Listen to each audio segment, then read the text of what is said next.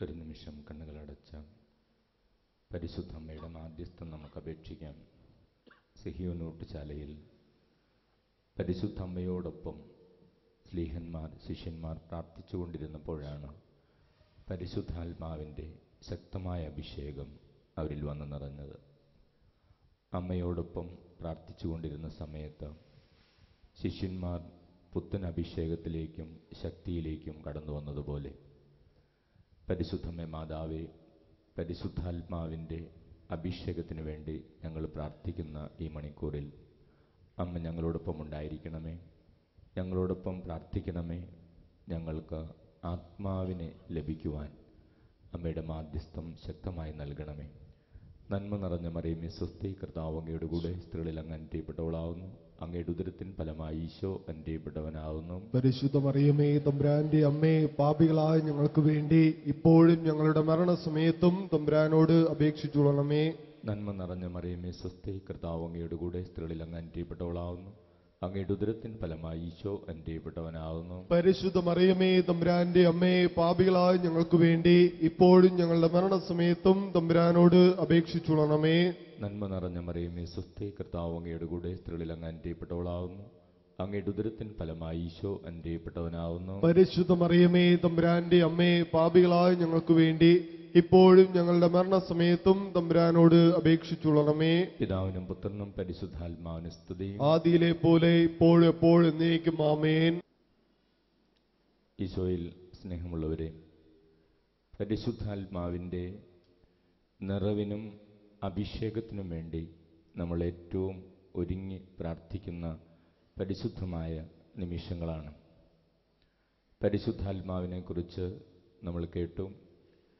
ഈ പരിശുദ്ധാത്മാവിൻ്റെ ശക്തമായ അഭിഷേകം നമുക്ക് ലഭിക്കുന്നതിന് മുമ്പ് ദൈവം നമ്മോട് ആത്മശോധന ചെയ്യണമെന്ന് ആവശ്യപ്പെടുന്ന 2-3 കാര്യങ്ങളാണ് ഞാൻ ആദ്യം പറയുവാൻ ആഗ്രഹിക്കുന്നത്.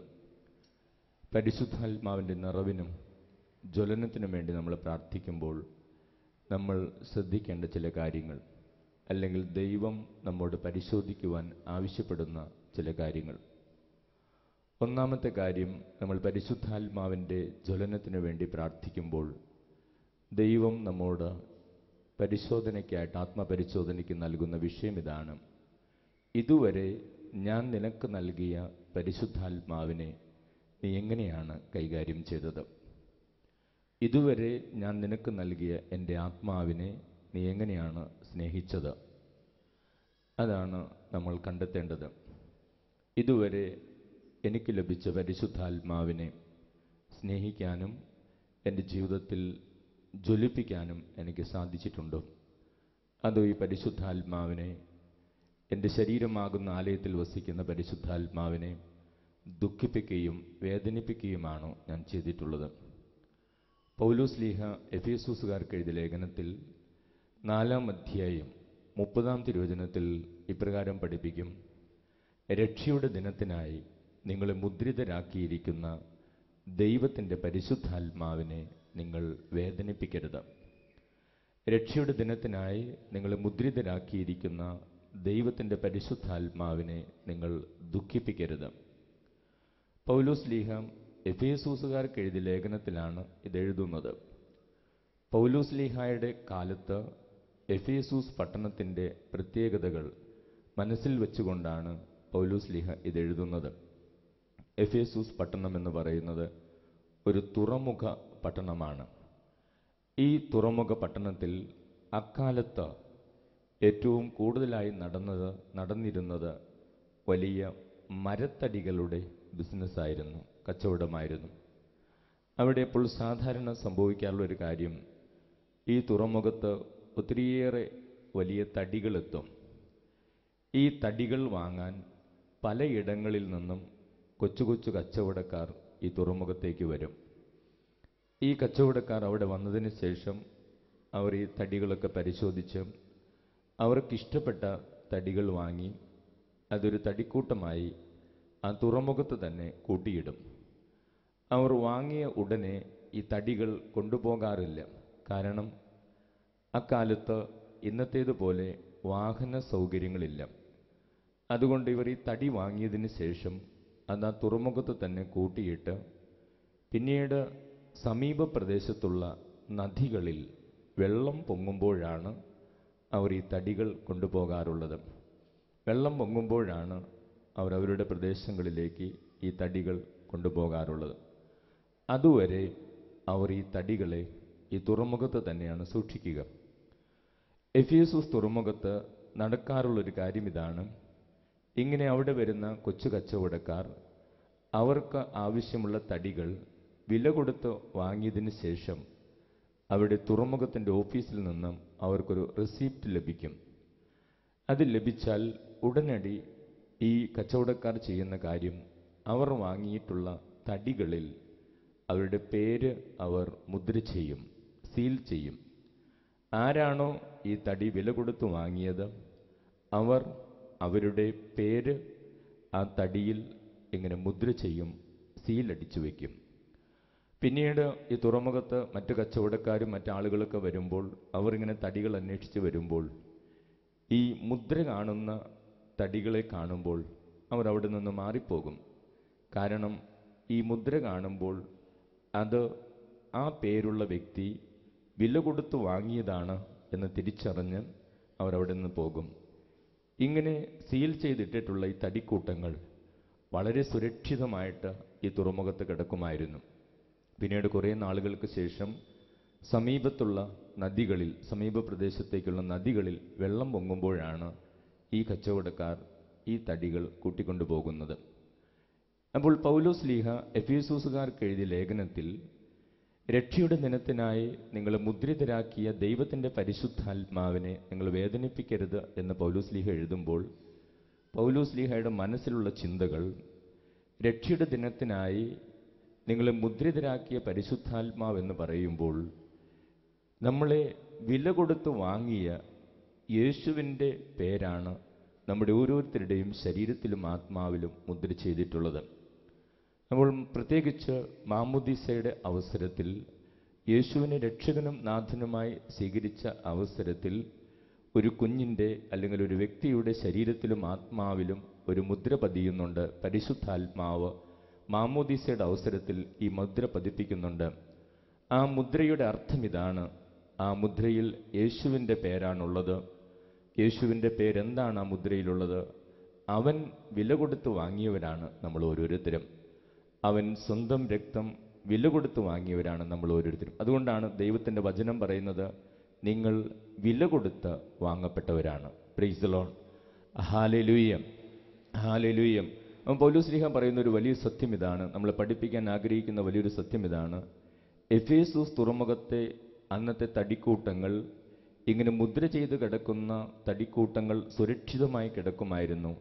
ആ തടിക്കൂട്ടങ്ങളിലെ പേര് കാണുമ്പോൾ മറ്റുള്ളവർ അതെടുത്തുകൊണ്ട് പോകാനോ അതിന് കേടുപാടുകൾ നടത്താനോ അവർ തയ്യാറാകുമായിരുന്നില്ല. ആ പേര് കാണുമ്പോൾ, മുദ്ര കാണുമ്പോൾ അവർ മനസ്സിലാക്കുമായിരുന്നു, ഇയാൾ അത് വില കൊടുത്തു വാങ്ങിയതാണ്, അയാളുടേതാണ്. ഇതേപോലെ പരിശുദ്ധാത്മാവിൻ്റെ മുദ്ര പതിച്ച ഒരു വ്യക്തിയെ കാണുമ്പോൾ തിന്മയുടെ ശക്തികൾക്ക് മനസ്സിലാക്കാൻ സാധിക്കും, ഇത് യേശുവിൻ്റെ മുദ്ര പരിശുദ്ധാത്മാവ് പതിപ്പിച്ച വ്യക്തിയാണ്, ഈ വ്യക്തി യേശുവിൻ്റെ സ്വന്തമാണ്, ഇത് യേശുവിൻ്റെ സംരക്ഷണമുള്ള വ്യക്തിയാണ്.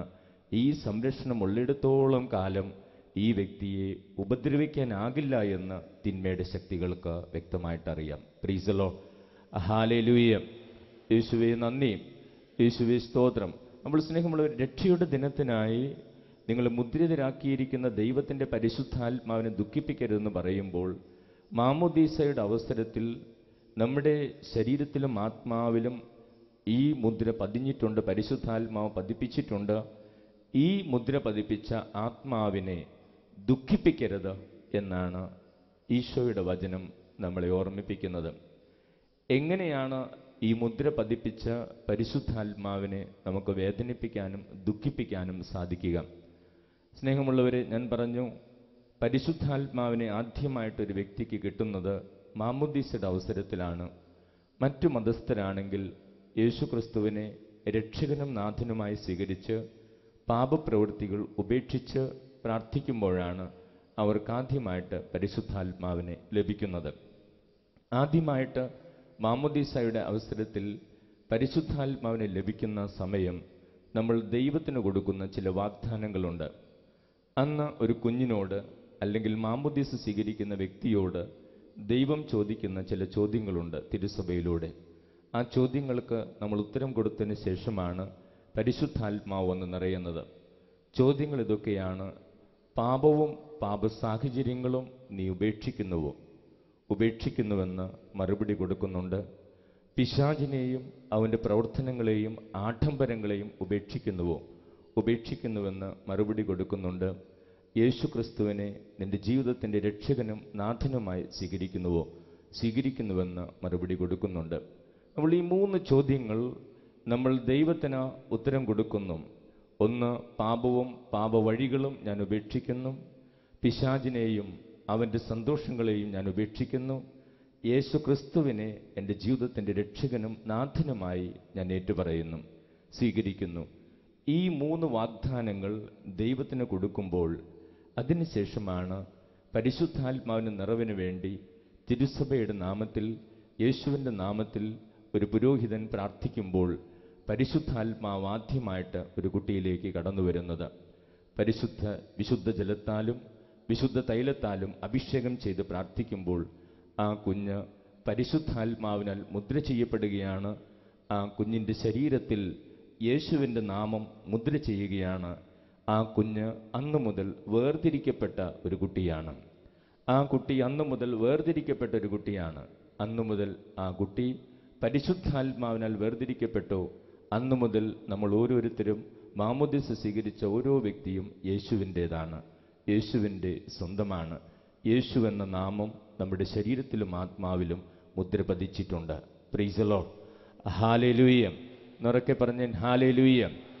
യേശുവേ നന്ദി, യേശുവേ സ്തോത്രം.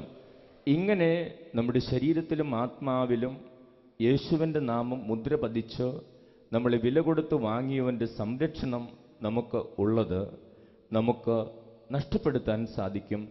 ഈ പരിശുദ്ധാത്മാവിനെ ദുഃഖിപ്പിക്കുവാൻ നമുക്ക് സാധിക്കും. അതാണ് നമ്മളങ്ങനെ ചെയ്തിട്ടുണ്ടോ എന്ന് ആത്മശോധന ചെയ്യേണ്ടത്. പരിശുദ്ധാത്മാവിനെ എങ്ങനെയാണ് നമുക്ക് ദുഃഖിപ്പിക്കാനാവുക? ഈ വാഗ്ദാനങ്ങളിൽ നിന്ന് ദൈവം ഒരിക്കലും പിന്മാറുകയില്ല. എന്നാൽ മനുഷ്യന് ഈ വാഗ്ദാനങ്ങളിൽ നിന്ന് പിന്മാറാൻ സാധിക്കും. പാപത്തെയും പാപസാഹചര്യങ്ങളെയും സ്നേഹിച്ചുകൊണ്ട് ദൈവത്തിന് കൊടുത്ത വാക്കിൽ നിന്ന് പിന്മാറാൻ സാധിക്കും. പിശാചിനെയും അവൻ്റെ സന്തോഷങ്ങളെയും സ്നേഹിച്ചുകൊണ്ട് ദൈവത്തിന് കൊടുത്ത വാഗ്ദാനത്തിൽ നിന്ന് പിന്മാറാൻ സാധിക്കും. യേശു ക്രിസ്തുവിനെ രക്ഷകനും നാഥനുമായി വേണ്ടതുപോലെ സ്വീകരിച്ച് ജീവിക്കാതിരിക്കുമ്പോൾ ദൈവത്തിന് കൊടുത്ത വാഗ്ദാനത്തിൽ നിന്ന് മനുഷ്യൻ പിന്മാറുന്നു. അങ്ങനെ മനുഷ്യൻ പിന്മാറുമ്പോൾ രക്ഷയുടെ ദിനത്തിനായി നമ്മളെ മുദ്രിതരാക്കിയ ദൈവത്തിൻ്റെ പരിശുദ്ധാത്മാവ് ദുഃഖിക്കാൻ തുടങ്ങും. Price the lord. Hallelujah, hallelujah. പ്രത്യേകമായിട്ട് പരിശുദ്ധാത്മാവ് വസിക്കുന്നത് എവിടെയാണ്? പരിശുദ്ധാത്മാവ് വസിക്കുന്നത് മനുഷ്യൻ്റെ ശരീരത്തിലാണ്. അതുകൊണ്ടാണ് വചനം പറയുന്നത്, നിങ്ങളുടെ ശരീരം ദൈവത്തിൻ്റെ ആലയമാണ്, പരിശുദ്ധാത്മാവിൻ്റെ ആലയമാണ്. ഈ ആലയത്തെ നിങ്ങൾ നശിപ്പിക്കരുത് എന്ന് ദൈവത്തിൻ്റെ വചനം പഠിപ്പിക്കും. അപ്പോൾ പരിശുദ്ധാത്മാവ് വസിക്കുന്നത് എൻ്റെ ശരീരത്തിലാണ്. മാമോദീസയുടെ അവസരത്തിലും യേശുക്രിസ്തുവിനെ രക്ഷകനും നാഥനുമായി സ്വീകരിച്ച അവസരത്തിലും പരിശുദ്ധാത്മാവ് വന്ന് താമസമാക്കുന്നത് എൻ്റെ ശരീരത്തിലാണ്. പരിശുദ്ധാത്മാവ് നമ്മുടെ ശരീരത്തിൽ താമസമാക്കുമ്പോൾ, പരിശുദ്ധാത്മാവ് ഈ ശരീരത്തിൽ താമസിക്കുമ്പോൾ പരിശുദ്ധാത്മാവിനെ സന്തോഷിപ്പിക്കുന്ന പ്രവൃത്തികളാകണം നമ്മുടെ ശരീരത്തിൽ സംഭവിക്കേണ്ടത്. അതേസമയം നമ്മുടെ ജീവിതത്തിൽ അശുദ്ധിയിലേക്കും ജഡികമായ തിന്മകളിലേക്കും പാപങ്ങളിലേക്കും ലഹരി വസ്തുക്കളിലേക്കൊക്കെ പോകുമ്പോൾ നമ്മുടെ ശരീരത്തിൽ വസിക്കുന്ന ദൈവത്തിൻ്റെ ആത്മാവ് ദുഃഖിക്കാനും കരയാനും തുടങ്ങുന്നു. Price the lord. ഹല്ലേലൂയ. അപ്പോൾ ഈ ആത്മാവിനെ, എനിക്ക് ദൈവം തന്ന ഈ ആത്മാവിനെ ഇതുവരെയുള്ള എൻ്റെ ജീവിതത്തിൽ എനിക്ക് സന്തോഷിപ്പിക്കാനായിട്ടുണ്ടോ, അതോ ഞാൻ കരയിപ്പിക്കുകയാണോ ചെയ്തിട്ടുള്ളത്? അതാണ് ദൈവം നമ്മോട് ചോദിക്കുന്നത്. നിനക്ക് ഞാൻ ഇതുവരെ നൽകിയ ആത്മാവിനെ നീ എങ്ങനെയാണ് കൈകാര്യം ചെയ്തത്? നിനക്ക് സന്തോഷിപ്പിക്കാൻ കഴിഞ്ഞിട്ടുണ്ടോ, അത് എപ്പോഴും ദുഃഖിപ്പിക്കാനാണ് കഴിഞ്ഞിട്ടുള്ളത്? പരിശുദ്ധാത്മാവിനെ കുറിച്ച് പറയുമ്പോൾ പരിശുദ്ധാത്മാവ് ഒരു വ്യക്തിയാണ്. ദൈവത്തിൽ ത്രിത്വൈക ദൈവത്തിലെ ഒരു വ്യക്തിയാണ് പരിശുദ്ധാത്മാവ്. എങ്കിലും പരിശുദ്ധാത്മാവിനെ നമ്മൾ മനസ്സിലാക്കുമ്പോൾ പ്രതീകങ്ങളിലൂടെ നമ്മൾ മനസ്സിലാക്കും. അഗ്നിയുടെ പ്രതീകത്തിലൂടെ, എണ്ണയുടെ പ്രതീകത്തിലൂടെ, പ്രാവിൻ്റെ പ്രതീകത്തിലൂടെയൊക്കെ പരിശുദ്ധാത്മാവിനെ മനസ്സിലാക്കും. പരിശുദ്ധാത്മാവ് പ്രാവല്ല, എന്നാൽ പരിശുദ്ധാത്മാവ് പ്രാവിൻ്റെ രൂപത്തിൽ യേശുവിൽ ജ്ഞാനസ്നാനവേളയിൽ വന്ന് നിറഞ്ഞിട്ടുണ്ട്. പരിശുദ്ധാത്മാവ് ഒരു വ്യക്തിയാണ്, ത്രിത്വിക ദൈവത്തിലെ ഒരു വ്യക്തിയാണ് പരിശുദ്ധാത്മാവ്. എന്നാൽ പരിശുദ്ധാത്മാവ് പ്രാവിൻ്റെ രൂപത്തിൽ യേശുവിൽ വന്ന് നിറയുന്നതും ഇപ്പോഴും പരിശുദ്ധാത്മാവ് പ്രാവിൻ്റെ രൂപത്തിൽ പ്രവർത്തിക്കുന്നതും നമുക്കറിയാം. അപ്പോൾ പരിശുദ്ധാത്മാവ് പ്രാവിൻ്റെ ഒരു പ്രതീകം, അല്ലെങ്കിൽ പ്രാവ് പരിശുദ്ധാത്മാവിൻ്റെ ഒരു പ്രതീകമാണ്. പരിശുദ്ധാത്മാവ് പ്രാവല്ല. അപ്പോൾ ഈ പ്രാവിൻ്റെ പ്രതീകം എന്ന് പറയുമ്പോൾ പ്രാവിൻ്റെ പല സ്വഭാവ സവിശേഷതകളും പരിശുദ്ധാത്മാവിനുണ്ട്. അതുകൊണ്ടാണ് പരിശുദ്ധാത്മാവിൻ്റെ ഒരു പ്രതീകമായി ഈ പ്രാവ് നിൽക്കുന്നത്. പ്രാവിൻ്റെ സ്വഭാവത്തെക്കുറിച്ച് നമ്മൾ ചിന്തിച്ചാൽ, സ്നേഹമുള്ളവർ, നമ്മുടെ വീട്ടിൽ ഒരു പ്രാവിൻ്റെ കൂടും ഒരു കാക്കക്കൂടും ഉണ്ടെന്ന് കരുതുക. നമ്മുടെ വീട്ടിൽ പ്രാവുകൾ, 2 പ്രാവുകൾ വന്ന് കൂട്ടുകൂടിയിട്ടുണ്ട്, 2 കാക്കകൾ വന്ന് കൂടുകൂട്ടിയിട്ടുണ്ട്. അങ്ങനെ ഈ പ്രാവുകൾ വന്ന് കൂട്ടുകൂട്ടി കൂടുണ്ടാക്കി അതിൽ മുട്ടയിട്ട് ഇരിക്കാൻ തുടങ്ങി. കാക്കകളും വന്ന് ഒരു കൂടുണ്ടാക്കി അതിൽ മുട്ടകളിട്ട് അടയിരിക്കാൻ തുടങ്ങി. സ്നേഹമുള്ളവരെ, കുറച്ചൊക്കെ നാളുകൾ കഴിയുമ്പോൾ നമ്മുടെ വീട്ടിലുള്ള ഏതെങ്കിലും കുട്ടികൾ, ഒരു 6-7 വയസ്സുള്ള ഏതെങ്കിലും കുട്ടിക്ക് തോന്നുന്നു ആ കാക്കക്കൂട്ടിലൊന്ന് പോകണം, അവിടെ നിന്ന് ആ മുട്ടകളൊന്ന് എടുക്കണമെന്ന് തോന്നി. ഈ കുട്ടി ആ കാക്കക്കൂടിൻ്റെ അടുത്തേക്ക് പോയാൽ എന്താ സംഭവിക്കുക? ആ കൂടിൻ്റെ അടുത്തേക്ക് ചെല്ലുമ്പോഴേക്കും ഈ കാക്കകൾ പറന്നു വരും. അത് ഈ കുട്ടിയെ ആക്രമിക്കാൻ തുടങ്ങും. ആ കുട്ടിയുടെ തലയിലും ശരീരത്തിലും കുത്തി മുറിവേൽപ്പിച്ച് അതിനവിടെ നിന്ന് ഓടിച്ചു വിടും. കാക്കകൾ അതിൻ്റെ കൂടിനെ സമീപിക്കാനോ മുട്ടകൾ എടുക്കാനോ അവ സമ്മതിക്കുകയില്ല. അവയ്ക്ക് ജീവനുള്ളിടത്തോളം സമയം അവ പൊരുതിക്കൊണ്ടിരിക്കും, അവ ആക്രമിക്കും. അതോടൊപ്പം അവ കൂവി വിളിച്ച് മറ്റു കാക്കകളെയൊക്കെ വിളിച്ചുകൂട്ടി വലിയ ബഹളമുണ്ടാക്കി അസ്വസ്ഥതയുണ്ടാക്കി ആ കുട്ടിയെ അവിടെ നിന്ന് കരയിപ്പിച്ച് ദുഃഖിപ്പിച്ച് ഓടിപ്പിച്ചു വിടും. എന്നാൽ ഈ കൊച്ചുകുട്ടി തന്നെ പ്രാവിൻ്റെ കൂട്ടിലേക്ക് പോയാൽ എന്താ സംഭവിക്കുക? പ്രാവുകളുടെ കൂട്ടിലേക്ക് പോയാൽ അവിടെ ചെന്ന് ആ കൂട്ടിലേക്ക് ഈ കുട്ടി കൈവയ്ക്കുമ്പോൾ പ്രാവുകൾ കൊത്താനോ ബഹളമുണ്ടാക്കാനോ വരികയില്ല. ആ പ്രാവുകൾ അല്പം മാറി നിൽക്കും, ഉടനടി പോവുകയില്ല. ആ കുട്ടിക്ക് അതിൻ്റെ മുട്ടകൾ എടുക്കാം, അത് നശിപ്പിക്കാം, എന്തു വേണമെങ്കിലും ചെയ്യാം. ഇത് ചെയ്യുമ്പോൾ പ്രാവുകൾ ഒരിക്കലും ശബ്ദമുണ്ടാക്കുകയോ കൊത്താൻ വരികയോ ഒന്നും ചെയ്യുകയില്ല. ഈ പ്രാവ് പിന്നെ എന്താ ചെയ്യുക?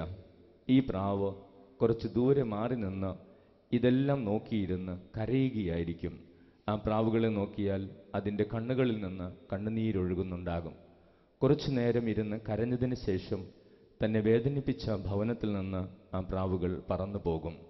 രക്ഷയുടെ ദിനത്തിനായി നിങ്ങളെ മുദ്രിതരാക്കിയിരിക്കുന്ന ദൈവത്തിൻ്റെ പരിശുദ്ധാത്മാവിനെ നിങ്ങൾ വേദനിപ്പിക്കരുതെന്ന് പൗലോസ്ലീഹ പറയുമ്പോൾ, സ്നേഹമുള്ളവരെ, വർഷങ്ങൾക്ക് മുമ്പ് മാമോദീസയുടെ അവസരത്തിൽ എൻ്റെ ശരീരം ആലയമായി സ്വീകരിച്ച് എൻ്റെ ജീവിതത്തിലേക്കും ശരീരത്തിലേക്കും കടന്നു വന്ന ഈ കൊച്ചു പ്രാവിനെ ഞാൻ ദുഃഖിപ്പിച്ചിട്ടുണ്ടോ, കരയിപ്പിച്ചിട്ടുണ്ടോ, വേദനിപ്പിച്ചിട്ടുണ്ടോ, സന്തോഷിപ്പിച്ചിട്ടുണ്ടോ? അത് ഞാൻ കണ്ടെത്തേണ്ടതുണ്ട്.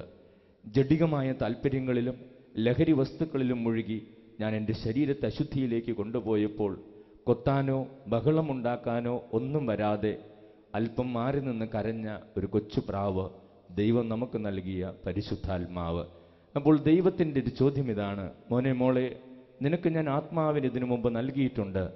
ഈ ആത്മാവിനെ നീ എങ്ങനെയാണ് കൈകാര്യം ചെയ്തത്? ഈ ആത്മാവിനെ നീ എങ്ങനെയാണ് സ്നേഹിച്ചത്? അതെപ്പോഴും നീ കരയിപ്പിക്കുകയാണ് ചെയ്തത്. ഈ ആത്മാവിൻ്റെ പ്രത്യേകത ഇതാണ്: അതൊരിക്കലും ബഹളമുണ്ടാക്കാൻ വരികയില്ല. ആത്മാവ് ഒരിക്കലും മുറിവേൽപ്പിക്കാൻ വരികയില്ല. മാറി നിന്ന് എല്ലാം നോക്കി കരയാൻ മാത്രം കഴിയുന്ന ഒരാത്മാവ്. പരിശുദ്ധാത്മാവ് അത്രയും സെൻസിറ്റീവാണ്. പരിശുദ്ധാത്മാവ് അത്രയും മൃദുവായി പെട്ടെന്ന് വേദനിക്കുന്ന ആത്മാവാണ്. രക്ഷയുടെ ദിനത്തിനായി നിങ്ങളെ മുദ്രിതരാക്കിയിരിക്കുന്ന ദൈവത്തിൻ്റെ പരിശുദ്ധാത്മാവിനെ നിങ്ങൾ ദുഃഖിപ്പിക്കരുതെന്ന് പറയുമ്പോൾ പൗലോസ്ലീഹ അതാണ് നമ്മളെ പഠിപ്പിക്കുക. Price the lord. ഹല്ലേലൂയ. എന്നൊക്കെ പറഞ്ഞ് ഹല്ലേലൂയ. യേശുവേ നന്ദി, യേശുവേ സ്തോത്രം. നമ്മൾ സ്നേഹമുള്ളവരെ, ഇന്ന് പരിശുദ്ധാത്മാവിൻ്റെ ജ്വലനത്തിനും പരിശുദ്ധാത്മാവിൻ്റെ വരദാനങ്ങൾക്കും അഭിഷേകത്തിനും വേണ്ടി നമ്മൾ പ്രാർത്ഥിക്കുമ്പോൾ പിതാവായ ദൈവത്തിന് നമ്മോട് ചോദിക്കാനുള്ളൊരു ചോദ്യം ഇതാണ്: ഞാൻ ഇതിനു മുമ്പും നിനക്ക് ഞാൻ എൻ്റെ ആത്മാവിനെ നൽകിയിട്ടുണ്ട്, പക്ഷേ നീ പലപ്പോഴും കരയിപ്പിക്കുകയാണ് ചെയ്തത്, നീ പലപ്പോഴും ദുഃഖിപ്പിക്കുകയാണ് ചെയ്തത്, നിനക്ക് പലപ്പോഴും സ്നേഹിക്കാൻ കഴിഞ്ഞിട്ടില്ല. ഇപ്പോൾ നീ ആത്മാവിനെ ചോദിക്കുമ്പോഴും ഈ ആത്മാവിനെ വീണ്ടും കരയിപ്പിക്കാനാണോ നീ ചോദിക്കുന്നത്? അങ്ങനെ ചെയ്യരുത്. നിനക്ക് ഞാൻ തരുന്ന ആത്മാവിൻ്റെ പുത്തൻ അഭിഷേകത്തെ നീ വളർത്തിയെടുക്കണം, ജ്വലിപ്പിക്കണം. നീ ആത്മാവ് നിന്റെ ശരീരത്തിലുണ്ട് എന്ന ബോധ്യത്തിൽ നീ ജീവിക്കണം. Praise the lord. ഹല്ലേലൂയ. ഒന്നുറക്കെ പറഞ്ഞേൻ ഹല്ലേലൂയ. യേശുവേ നന്ദി, യേശുവേ സ്തോത്രം. സ്നേഹമുള്ളവരെ, രണ്ടാമതായിട്ട് പരിശുദ്ധാത്മാവിൻ്റെ പുത്തൻ അഭിഷേകത്തിനും ജ്വലനത്തിനും വേണ്ടി നമ്മൾ പ്രാർത്ഥിക്കുമ്പോൾ, പരിശുദ്ധാത്മാവിൻ്റെ നിറവിന് വേണ്ടി നമ്മൾ ഏറെ ദാഹത്തോടെ പ്രാർത്ഥിക്കണം. ദാഹത്തോടെ പ്രാർത്ഥിക്കുന്നവർക്കാണ് പരിശുദ്ധാത്മാവിനെ ലഭിക്കുക. യോഹന്നാന്റെ സുവിശേഷത്തിൽ 7-ാം അധ്യായം 35 മുതലുള്ള തിരുവചനങ്ങൾ നമ്മൾ വായിക്കുമ്പോൾ അവിടെ നമ്മൾ വായിക്കും: ആർക്കെങ്കിലും ദാഹിക്കുന്നെങ്കിൽ അവൻ എൻ്റെ അരികിൽ വന്ന് കുടിക്കട്ടെ. എന്നിൽ വിശ്വസിക്കുന്നവൻ്റെ ഹൃദയത്തിൽ നിന്നും വിശുദ്ധ ലിഖിതം പ്രസ്താവിക്കുന്നത് പോലെ ജീവജലത്തിൻ്റെ അരുവികൾ ഒഴുകും. വചനം പറയുകയാണ്, ആർക്കെങ്കിലും ദാഹിക്കുന്നെങ്കിൽ അവൻ എൻ്റെ അരികിൽ വന്ന് കുടിക്കട്ടെ. എന്നിൽ വിശ്വസിക്കുന്നവൻ്റെ ഹൃദയത്തിൽ നിന്ന് വിശുദ്ധ ലിഖിതം പ്രസ്താവിക്കുന്നത് പോലെ ജീവജലത്തിൻ്റെ അരുവികൾ ഒഴുകും.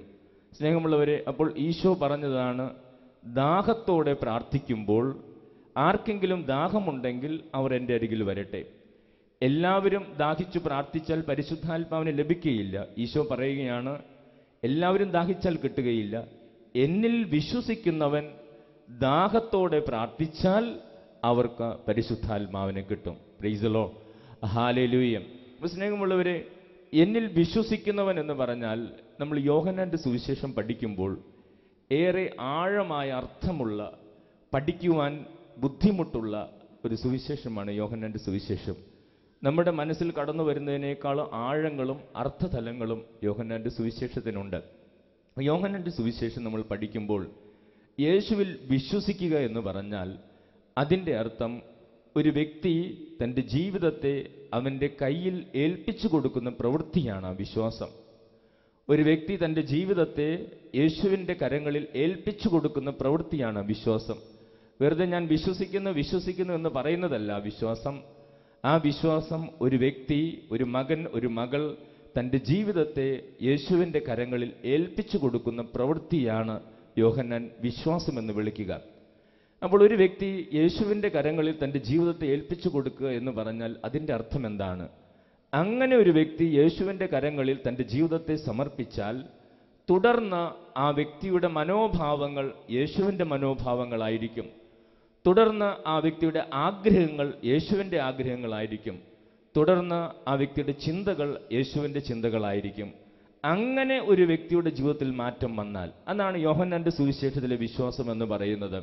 ഒരു വ്യക്തി തൻ്റെ ജീവിതത്തെ ക്രിസ്തുവിൻ്റെ കരങ്ങളിൽ ഏൽപ്പിച്ചു ക്രിസ്തുവിൻ്റെ മനോഭാവങ്ങൾ അനുസരിച്ച് ജീവിക്കുക, ക്രിസ്തുവിൻ്റെ ആഗ്രഹങ്ങൾ അനുസരിച്ച് ജീവിക്കുക, ക്രിസ്തുവിൻ്റെ കൽപ്പനകൾ അനുസരിച്ച് ജീവിക്കുക.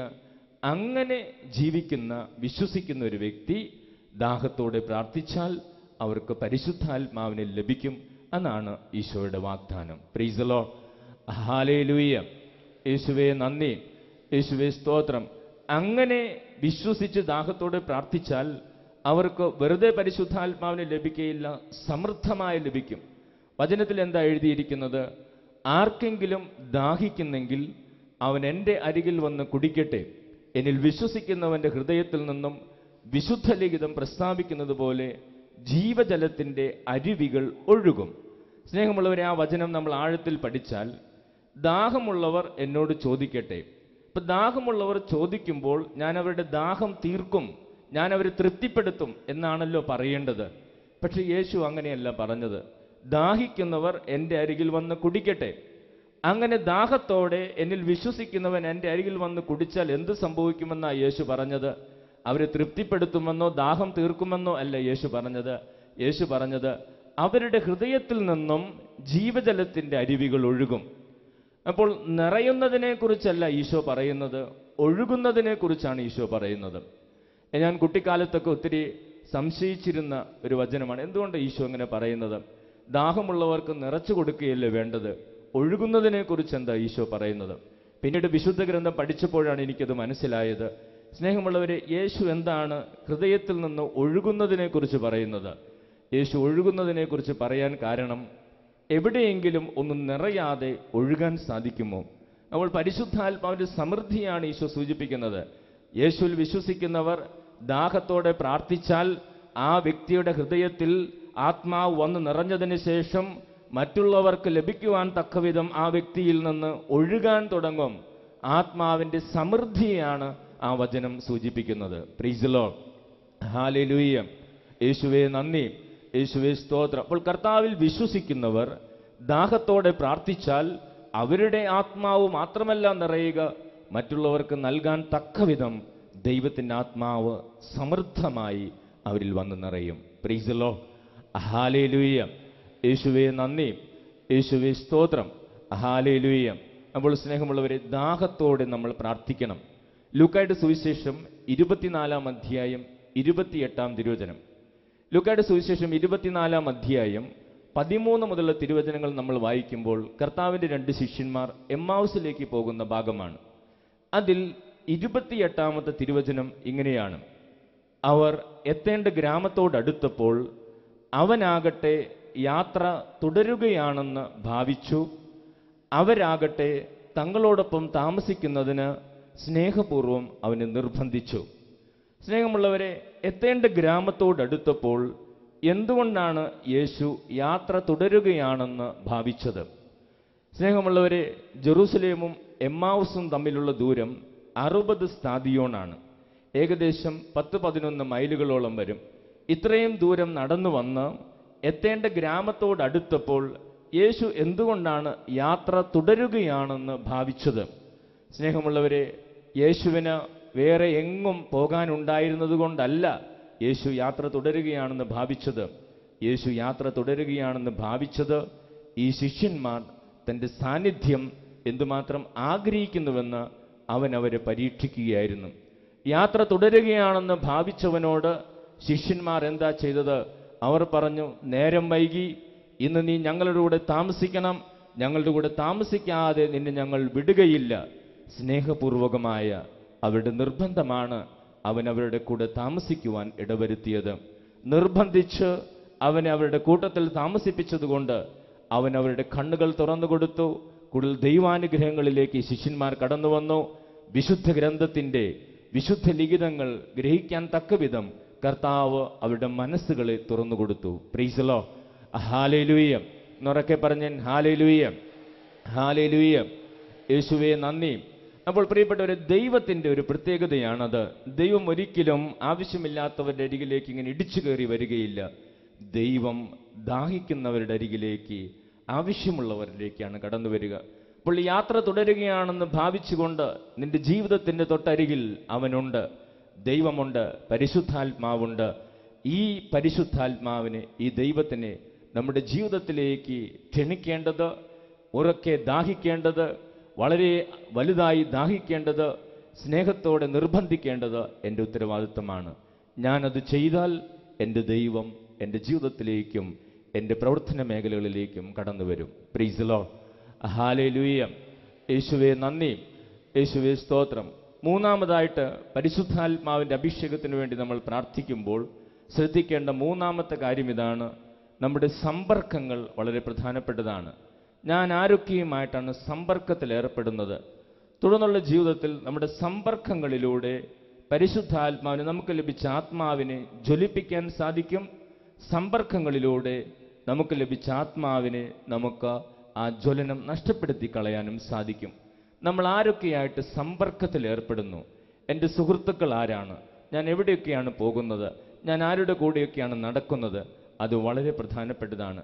വിശ്വാസമില്ലാത്തവരും ജഡിക കാര്യങ്ങളിൽ എപ്പോഴും താല്പര്യം വെച്ചിട്ടുമുള്ള വ്യക്തികളുമായി നമ്മൾ കൂടുതൽ കൂടുതൽ സമ്പർക്കത്തിൽ ഏർപ്പെട്ടാൽ സാവധാനം നമ്മിലുള്ള അഭിഷേകം ചോർന്ന് പോയി നമ്മൾ അവരിലൊരാളായി മാറും.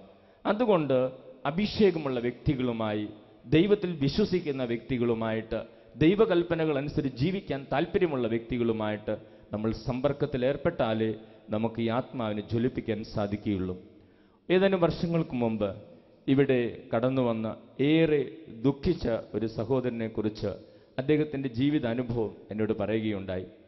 അദ്ദേഹത്തിൻ്റെ ഭാര്യയും മക്കളും അദ്ദേഹത്തെ വീട്ടിൽ നിന്ന് പുറത്താക്കുന്നത് പോലെ അദ്ദേഹത്തോട് ഇറങ്ങിപ്പോകാൻ ആവശ്യപ്പെട്ട് അത്രമാത്രം അദ്ദേഹം മദ്യപിച്ച് വീട്ടിൽ ബഹളമുണ്ടാക്കി ഒത്തിരിയേറെ വഴക്കുകളും പ്രശ്നങ്ങളുമായി അവർക്കൊക്കെ മടുത്ത് ഇനി ഇങ്ങനൊരു അപ്പനെ വേണ്ട എന്നും പറഞ്ഞ് അവർ ഉപേക്ഷിച്ച പോലെയായി.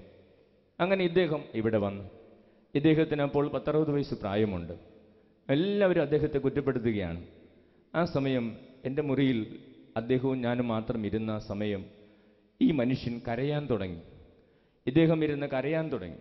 കരഞ്ഞിട്ട് അദ്ദേഹം എന്നോട് പറഞ്ഞ കാര്യം ഇതായിരുന്നു: അച്ഛാ, ജീവിതത്തിൽ ഒരിക്കലും മദ്യപിക്കരുതെന്ന് തീരുമാനമെടുത്തിരുന്ന വ്യക്തിയാണ് ഞാൻ. ജീവിതത്തിൽ ഒരിക്കലും മദ്യപിക്കില്ല എന്ന് തീരുമാനമെടുത്തിരുന്ന വ്യക്തിയാണ് ഞാൻ. കാരണം എൻ്റെ അപ്പൻ തികഞ്ഞ മദ്യപാനിയായിരുന്നു. അപ്പൻ എല്ലാ ദിവസവും മദ്യപിച്ചു വരും, അമ്മയെ തല്ലും. ഞങ്ങൾ രാത്രികാലങ്ങളിൽ പേടിച്ചോടും. ഞങ്ങളുടെ പറമ്പിലെ ജാതി മരത്തിൻ്റെ കീഴിലാണ് പല രാത്രികളിലും ഞാൻ കിടന്നുറങ്ങിയിട്ടുള്ളത്. കുട്ടിയായിരുന്നപ്പോൾ ഞാനൊരു തീരുമാനമെടുത്താണ് ജീവിതത്തിൽ എന്ത് സംഭവിച്ചാലും ഞാൻ മദ്യപിക്കുകയില്ല എന്ന്. അങ്ങനെ അദ്ദേഹം വളർന്നു വന്നു. അദ്ദേഹം ഗൾഫിലേക്ക് പോയി. അവിടെ ചെന്ന് ഗൾഫിൽ താമസിക്കുന്ന സമയം ജോലി ചെയ്ത് താമസിക്കുമ്പോൾ അവർ ബാച്ചിലേഴ്സ് മാത്രം ഒരുമിച്ച് താമസിക്കുന്നു. അപ്പോൾ കൂടെയുള്ളവരൊക്കെ അവധി ദിവസങ്ങളിലും സമയം കിട്ടുമ്പോഴൊക്കെ ചീട്ട് കളിക്കുകയും അങ്ങനെ മദ്യപിക്കുകയൊക്കെ ചെയ്യും. അപ്പോൾ ഇദ്ദേഹം അതിൽ നിന്ന് മാറി നടക്കുമായിരുന്നു. കുറച്ച് ദിവസങ്ങൾ കഴിഞ്ഞപ്പോൾ അവരൊക്കെ ഇദ്ദേഹത്തെ കളിയാക്കാൻ തുടങ്ങി. വിശുദ്ധനെന്നും പുണ്യവാളനെന്നൊക്കെ വിളിച്ച് കളിയാക്കാൻ തുടങ്ങി. പിന്നെ അവരുടെ കൂട്ടത്തിലും ചേർക്കാതെയായി. കുറേ കഴിഞ്ഞപ്പോൾ അവരിൽ ഒരാൾ വന്ന് ചോദിച്ചു, നീ ഞങ്ങളുടെ കൂടെ മദ്യപിക്കാനൊന്നും കൂടണ്ട, നിനക്ക് ഞങ്ങളുടെ കൂടെ കളി കാണാൻ വന്നിരുന്നു കൂടെ? അങ്ങനെ ഇദ്ദേഹം അവിടെ കളി കാണാൻ ചെന്നിരുന്നു തുടങ്ങി. കുറച്ച് നാളുകൾ കഴിഞ്ഞപ്പോൾ അവരുടെ കളിക്ക് ആളുകൾ തികയാതെ വരുമ്പോൾ ഇദ്ദേഹത്തോട് ചോദിക്കും, നിനക്കൊന്ന് കൂടിക്കൂടെ? വേറൊരാൾ വരുമ്പോൾ പോകാം. അങ്ങനെ അതിൽ കളിക്കാൻ കൂടി തുടങ്ങി. കുറച്ച് നാളുകൾ കഴിഞ്ഞപ്പോൾ ഈ കളിയിൽ നല്ല ഇൻട്രസ്റ്റ് ആയി. പിന്നെ അതിൽ തോൽവിയും പരാജയവും ജയവും ഇദ്ദേഹത്തെയും സ്വാധീനിച്ചു തുടങ്ങി. അങ്ങനെ വാശി കൂടി. അങ്ങനെ കൂട്ടുകാരോടൊപ്പം മദ്യപിക്കാൻ തുടങ്ങി.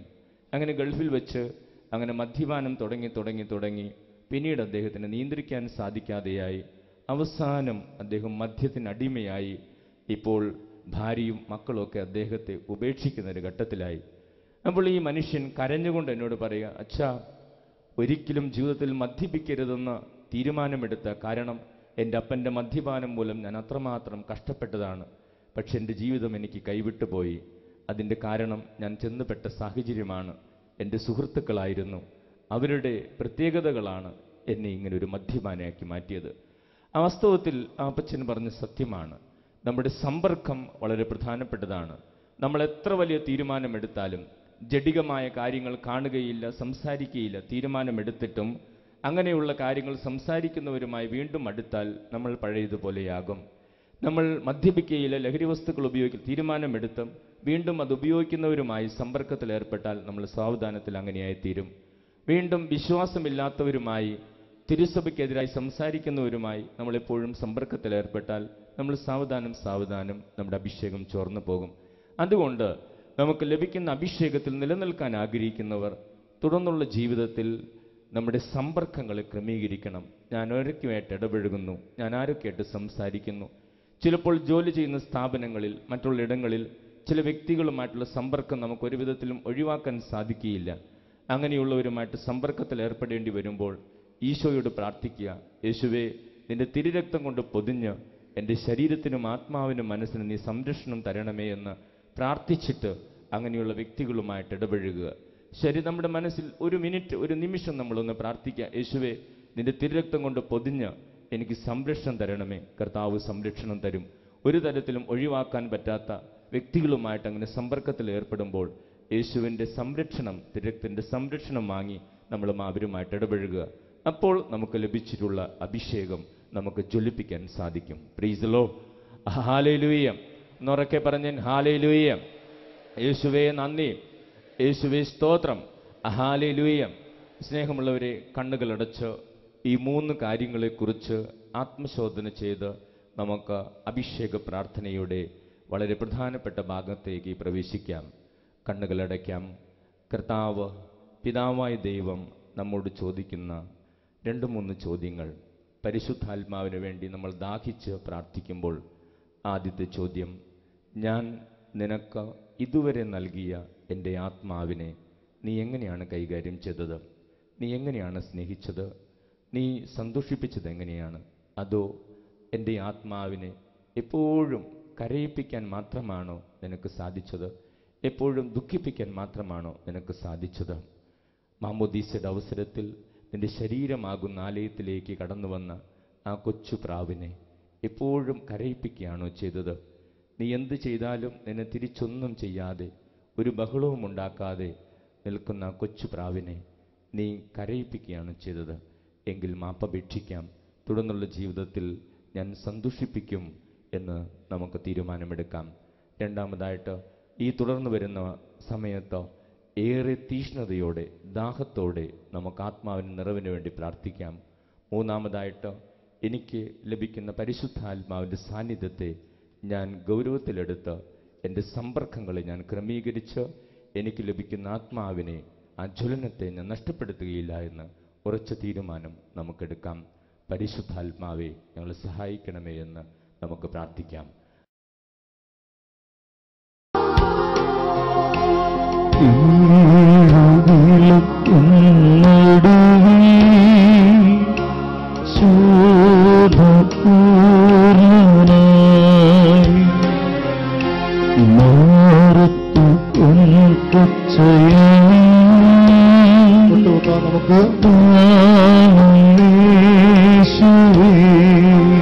കരങ്ങളുയർത്തി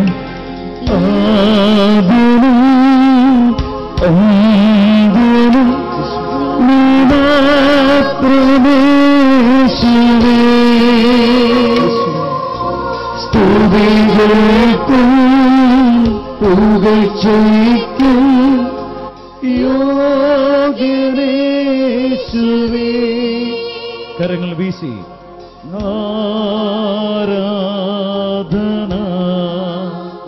സ്വരമുയർത്തി ആരാധന.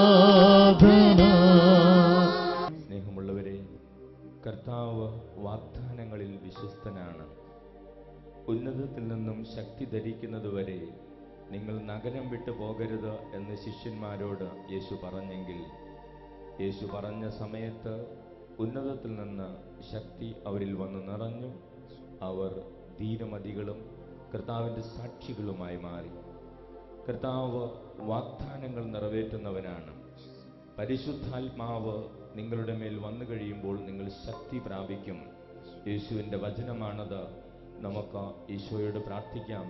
ഈശോയെ, വാഗ്ദാനമായ പരിശുദ്ധാത്മാവ് കൊണ്ട് ഞങ്ങളെ നിറയ്ക്കണമേ. അപ്പസ്തോല പ്രവർത്തനങ്ങളിൽ 4-ാം അധ്യായം 31-ാം തിരുവചനത്തിൽ നമ്മളിങ്ങനെ വായിക്കുന്നു, പ്രാർത്ഥന കഴിഞ്ഞപ്പോൾ അവർ സമ്മേളിച്ചിരുന്ന സ്ഥലം കുലുങ്ങി, അവരെല്ലാവരും പരിശുദ്ധാത്മാവിനാൽ പൂരിതരായി.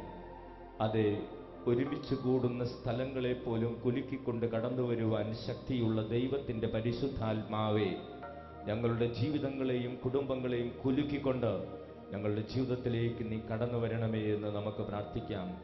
സ്നേഹമുള്ളവരെ, ദാഹത്തോടെ പ്രാർത്ഥിക്കണം. സ്വർഗീയ ദർശനങ്ങൾക്ക് വേണ്ടി പ്രാർത്ഥിക്കണം. പരിശുദ്ധ അമ്മയെ കാണാൻ പ്രാർത്ഥിക്കണം. വിശുദ്ധരെ കാണാൻ പ്രാർത്ഥിക്കണം. ഈശോയുടെ ദർശനങ്ങൾ കിട്ടാൻ വേണ്ടി പ്രാർത്ഥിക്കണം. പരിശുദ്ധാത്മാവിന്റെ ദർശനങ്ങൾ കിട്ടാൻ വേണ്ടി പ്രാർത്ഥിക്കണം. പരിശുദ്ധാത്മാവ് പ്രാവിന്റെ രൂപത്തിൽ നമ്മുടെ അരികിലേക്ക് വരും. പരിശുദ്ധാത്മാവ് വലിയ പുഴയായി, അരുവിയായി നമ്മുടെ അരികിലേക്ക് വരും. ദാഹിച്ചു പ്രാർത്ഥിക്കണം. ഈ സമയം സ്വർഗീയ ദർശനങ്ങളുടെ സമയമാണ്. വലിയ അഭിഷേകത്തിന്റെ സമയമാണ്. ശക്തിയുടെയും സൗഖ്യത്തിന്റെയും സമയമാണ്. ആർക്കൊക്കെ ദാഹമുണ്ടോ, ആർക്കൊക്കെ വിശ്വാസമുണ്ടോ, അവർക്കാണ് പരിശുദ്ധാത്മാവിനെ വാഗ്ദാനം ചെയ്തിട്ടുള്ളത്. ദാഹത്തോടെ നമുക്കൊന്നു ചേർന്ന് പ്രാർത്ഥിക്കാം. വലിയ ദർശനങ്ങൾക്ക് വേണ്ടി ആഗ്രഹിച്ച് കൊതിച്ച് ദൈവാനുഭവങ്ങൾക്ക് വേണ്ടി പ്രാർത്ഥിച്ച് നമുക്കൊന്നു ചേർന്ന് പ്രാർത്ഥിക്കാം. കർത്താവായ യേശുവേ, കർത്താവായ യേശുവേ, കർത്താവായ യേശുവേ, കർത്താവായ യേശുവേ, കർത്താവായ യേശുവേ, കർത്താവായ യേശുവേ, പാപത്തെയും പാപ സാഹചര്യങ്ങളെയും ഞാൻ ഉപേക്ഷിക്കുന്നു. കർത്താവായ യേശുവേ, കർത്താവായ യേശുവേ, പാപത്തെയും പാപ സാഹചര്യങ്ങളെയും പാപസുഖങ്ങളെയും ഞാൻ ഉപേക്ഷിക്കുന്നു.